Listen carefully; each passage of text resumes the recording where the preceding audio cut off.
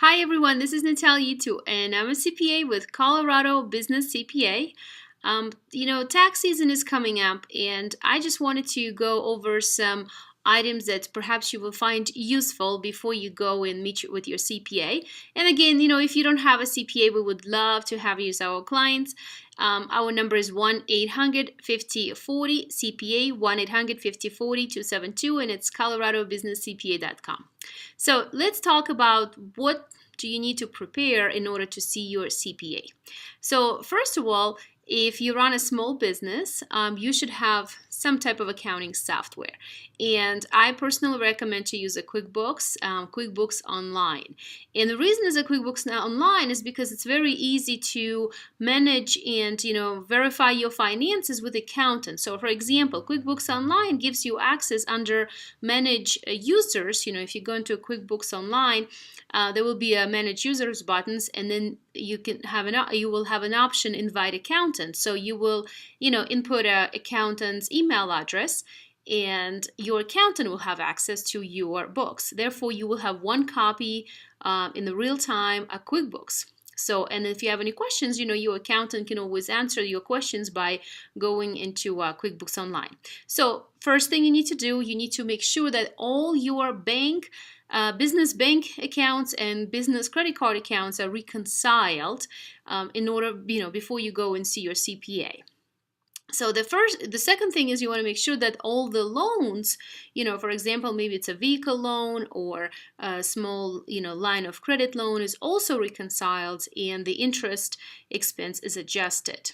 So the second thing is you want to make sure that all the supplies and fixed assets are also characterized to the right category. For example, if you purchased let's say you purchased a table and maybe it's only $400. So would you put it into office supplies or would you put it into fixed assets?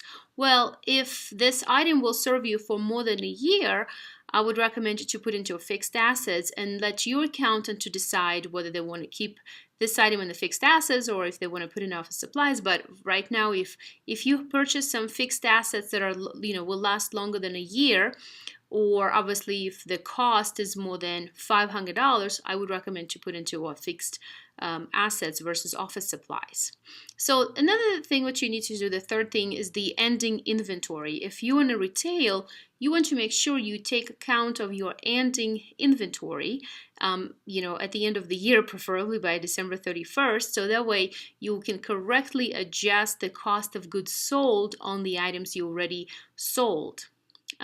So the fourth thing is you want to make sure that when you work with the vendors, you give them a Form W-9 so they can verify and fill out the information about their company's EIN number, the address, the company name, and you will be issuing a 1099 miscellaneous form by January 31st to them. So you want to make sure you have updated copy of W-9, because if it's not updated and your vendors moved, you might issue them a Form 1099 miscellaneous, but it goes to the wrong address and your vendor may not even receive the form, right?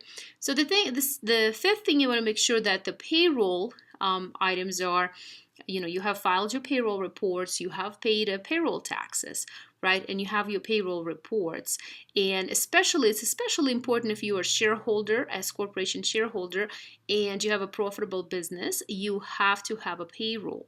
So you have to subject some of that, maybe 50% of the income from the S corporation, the net income, to payroll taxes, and then take the rest of it as a distributions. But you want to make sure you have a payroll, you file a payroll reports, you do have a Form W-2 for yourself, and obviously employees if you have employees. So also keep in mind that when you have a shareholder's health insurance, it's reported correctly on line 1 of Form W-2, as well as line 14 and line 15, because as a shareholder, as corporation shareholder, health insurance is reported on the W-2, and then it basically adds to your compensation, and then you take that premiums as an adjustment to your gross income on your individual form. So another thing is you want to make sure you keep track of the business mileage, right? If you use the actual expenses, meaning your vehicle is on the balance sheet, you can use the actual expenses, repair and maintenance, gas. However, you still need to keep track of the business mileage because you need to allocate those expenses between the business use and the personal use, right? So if you use a home office, it's also very important to keep track of the utilities, insurance, HOA, mortgage interest, real estate taxes. And you might know that the way how you can deduct the home office is, some item is going to be, direct expenses, meaning, for example, if you fixed your home office, you did a repairs, you changed a carpet, so that would be deducted directly, on your business return. But then also there are indirect expenses like utilities, HOA, repairs on the entire house. You only take the percentage, and percentage is usually calculated by taking the total percentage of the house, the total square footage of your house, and then the square footage of your office, and then you just allocate a percentage of all those expenses, to your home office. So also, have you contributed to retirement plans? There's so many plans available to small business owners. Like you could, if you have no employees and you want to contribute a lot, like you can put a solo for a 1K. It's basically $18,500 plus 25% of your FICA wages, or you can open a SEP IRA. That's the maximum contribution is 25% of W-2 wages up to $54,000. Then if you have employees, you can do a simple IRA, or you can do a 401k.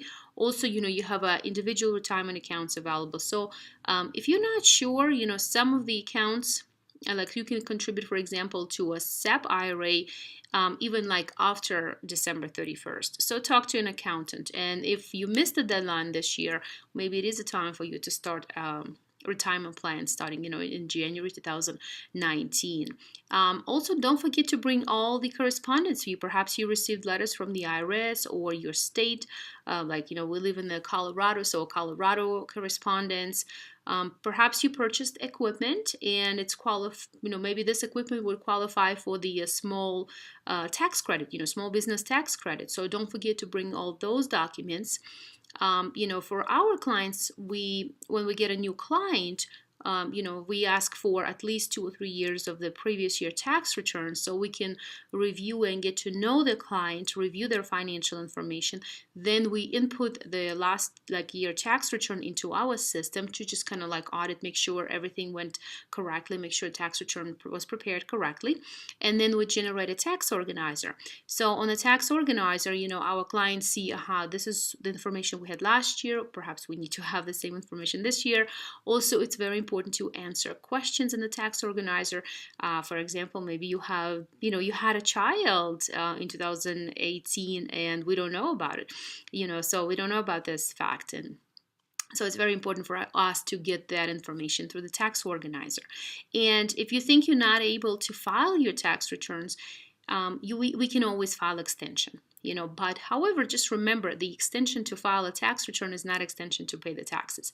So if you think you owe money by April 15th, make the calculation with your accountant, send the extension with the payment, and then file a tax return later on.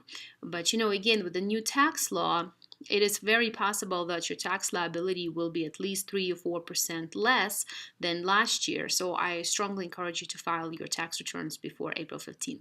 So again, if you have any questions or are you in the market for a new CPA, you're looking for a new CPA, please feel free, to contact our office. It's coloradobusinesscpa.com.